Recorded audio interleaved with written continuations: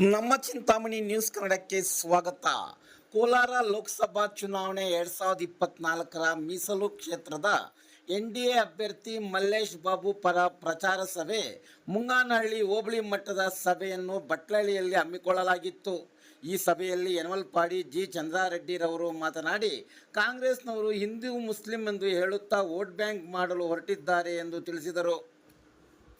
ఎప్పుడు కొట్టుకోవాలా ఎవరు తిట్టుకోవాలా ఏమి పనులు జరుగుతావులా ఊరికే వీళ్ళు సృష్టి చేసి ఓట్ బ్యాంక్ చేసుకునే కోసం వీళ్ళు ఈ పని చేస్తున్నారు. ఈ మాటను మీరందరూ జ్ఞాపకం పెట్టుకోండి. ముస్లిం బంధువులు కూడా ఈ మాటను బాగా జ్ఞాపకం పెట్టుకోండి. వాళ్ళకి ముస్లింస్ కి మనకి యాపత్తు ఏమీ గలాట్లు లేవు, ఏమీ రామాయణాలు లేవు. మనమే పక్కన దీని ముట్ట కొట్టాడుకుంటాడు. కానీ హిందూ ముస్లిం ఎప్పుడు గలాట్లు వీళ్ళ గలాట్లు చేసిన చరిత్ర లేదు. ఆ చరిత్ర ఏదన్నా ఉంటే కాంగ్రెస్ పార్టీ అధికారంలో ఉన్నప్పుడే, బీజేపీ పార్టీ మోదీ సర్కారం వచ్చినప్పుడు ఇంకా ఈ బడ్జెట్ వరకు హిందూ ముస్లిం గలాట